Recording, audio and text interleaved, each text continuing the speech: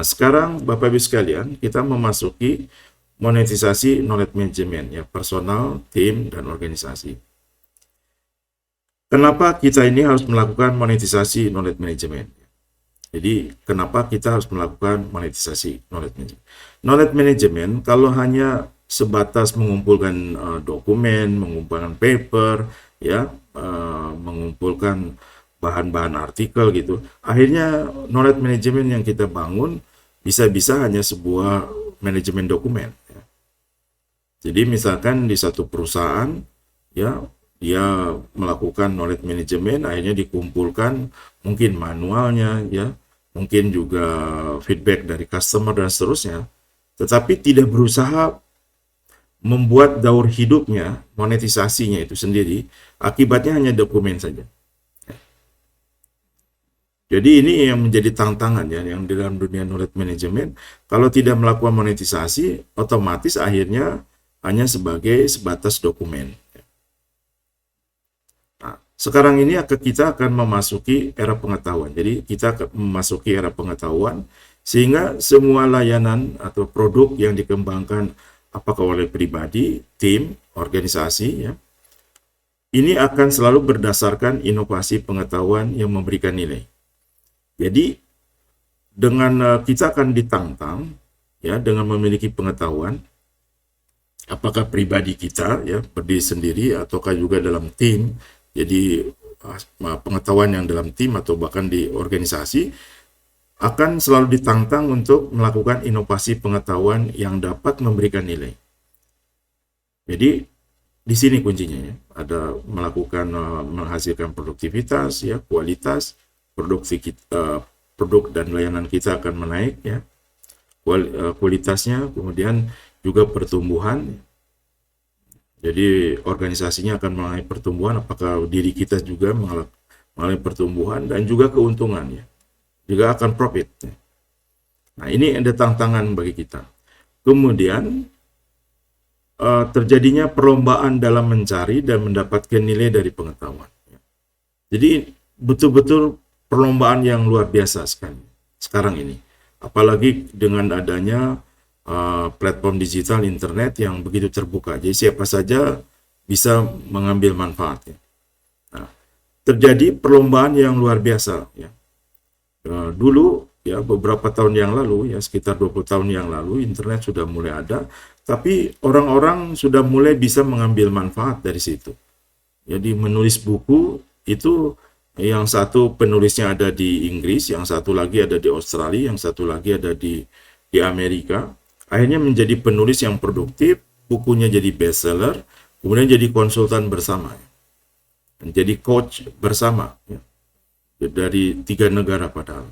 Nah, ini jelas karena semua orang akan mencari dan mendapatkan nilai dari pengetahuan.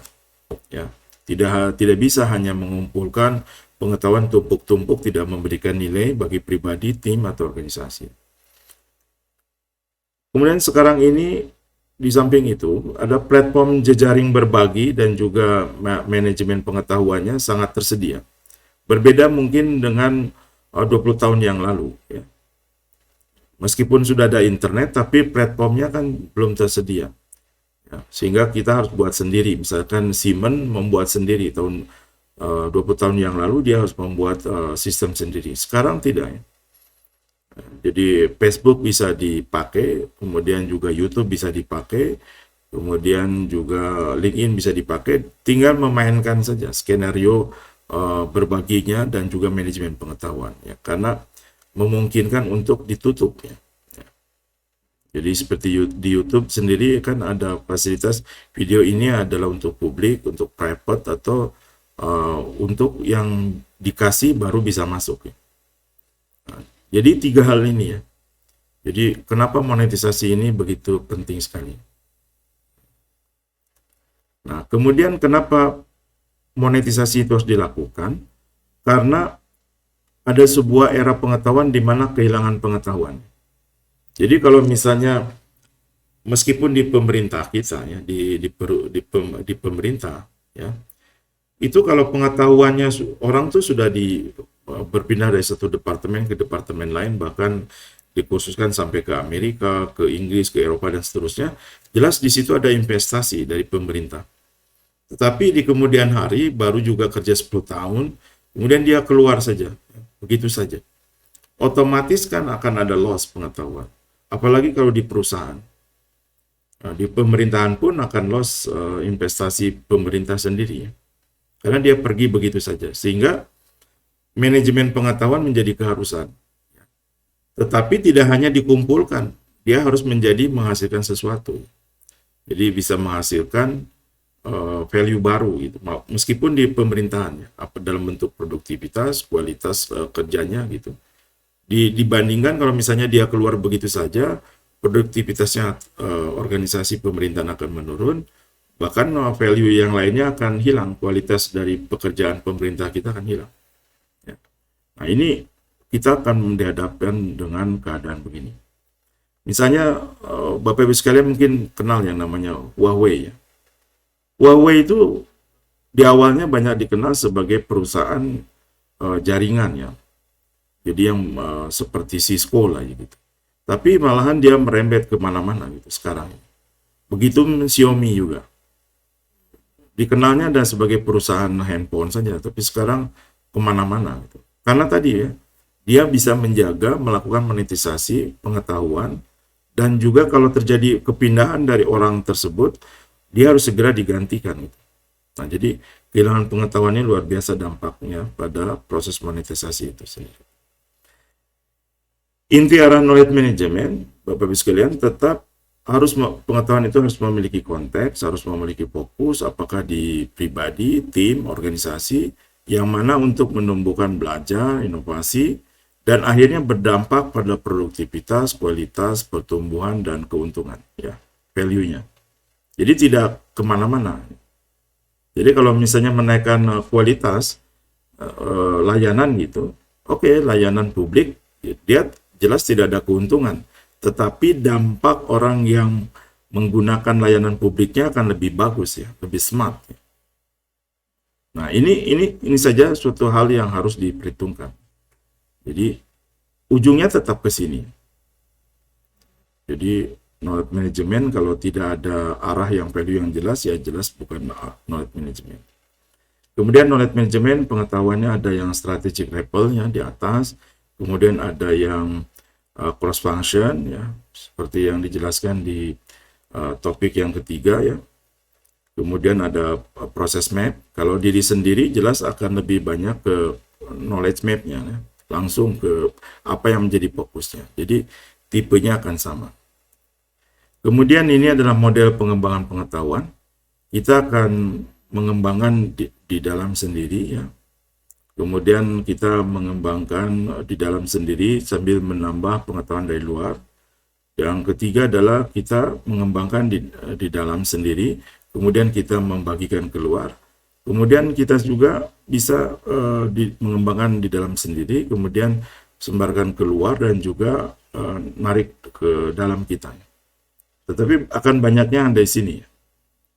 Pada intinya akhirnya yang di tipe yang keempat ya.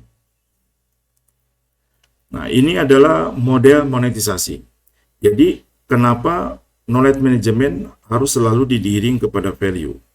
Karena tadi ya, kalau tidak ada value, tidak ada produktivitas, tidak ada kualitas, jelas knowledge management hanya mengumpul-ngumpul dokumen saja. Jadi, jangan sampai tertukar dengan dokumen manajemen dengan knowledge management. Dokumen manajemen itu ada salah satu tool yang bisa dipakai untuk knowledge management.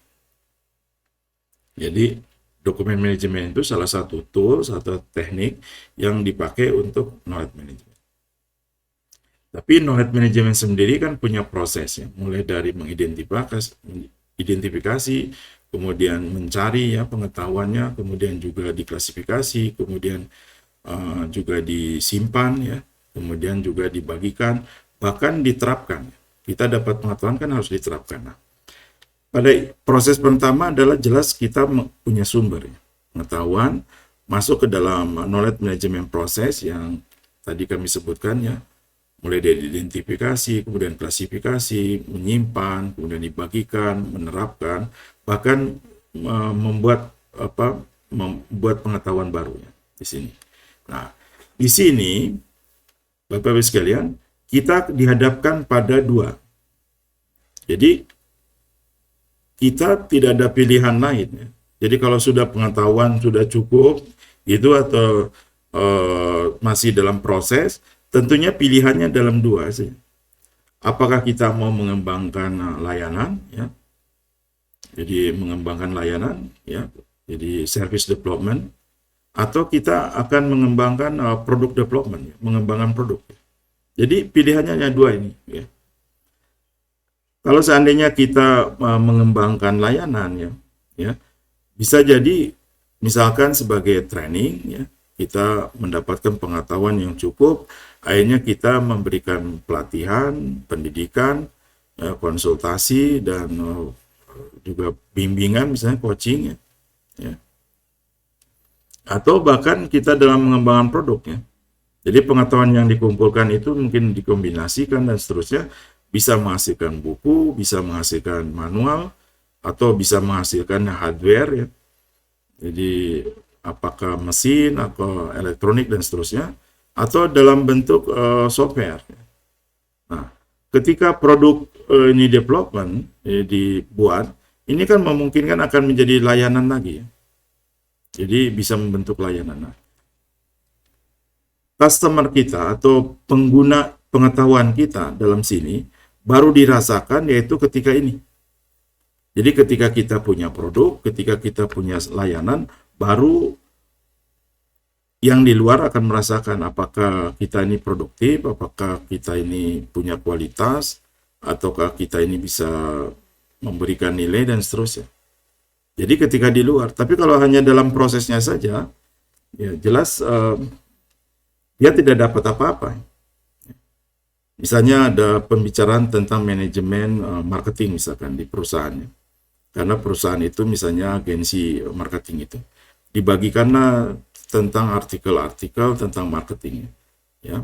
Tetapi dia tidak mengembangkan layanan marketing. Gitu. Dia tidak mengembangkan layanan marketing apakah face to face ataukah dalam bentuk event ataukah dalam bentuk apa kan. Tapi yang kumpul-kumpul saja. Maka itu akhirnya akan menjadi dokumen saja. Jadi Bapak Ibu sekalian, kita akan di sini, ditantang di sini. Begitupun kami ya. Misalnya kami mendalami sesuatu ya tetap ada di sini. Jadi apakah kami menjadi trainer gitu, menjadi memberikan training, consulting, atau kami buat software yang jadi layanan atau dijual ya. Nah, dari kegiatan service development dan juga product development, ini akan menghasilkan pengetahuan baru ya.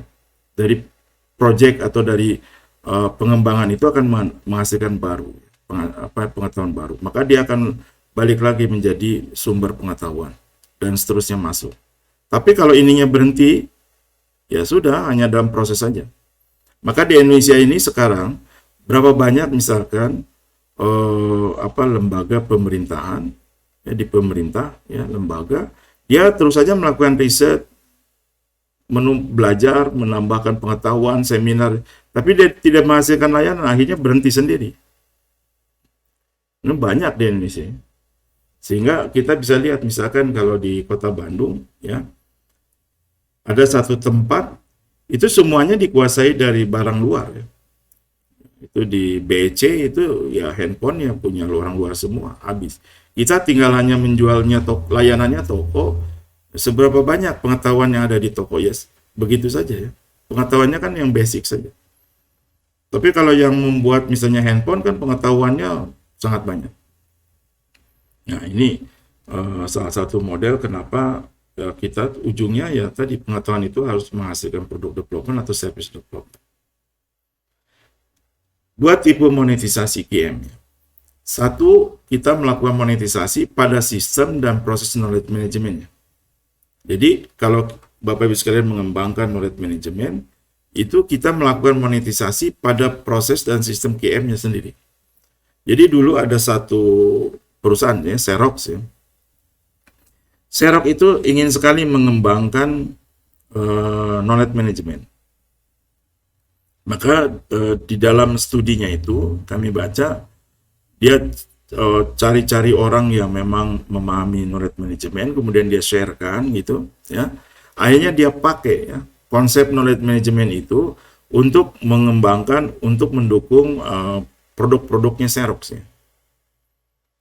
Nah, ternyata dalam perkembangannya terbalik ya. Hasil pengembangan sistem yang sebenarnya dipakai ke dalam, akhirnya dia dijual juga. Nah, sistem knowledge management itu dijual dan cukup populer ya. Yang dulu kalau kami baca DocuShare. Mungkin dapat dicari lagi namanya, mungkin sudah dirubah ya. Jadi ini luar biasa sekali, seperti Xerox dipakai untuk di dalam tapi sebenarnya dikeluarkan. Nah, jadi itu salah satu monetisasi yang sebenarnya kita harusnya mengembangkan itu ya. Kita mengembangkan sistem knowledge management ya, misalkan Telkomsel itu sistem knowledge management dan proses knowledge management itu yang sudah baku kemudian dijual ya, menjadi layanan gitu. Nah, itu proses monetisasi. Jadi monetisasi yang pertama. Tapi kami tidak menemukan itu terjadi ya. Di BUMN banyak yang menerapkan knowledge management malah tidak terjadi monetisasi. Akhirnya orang luar masuk ke dalam.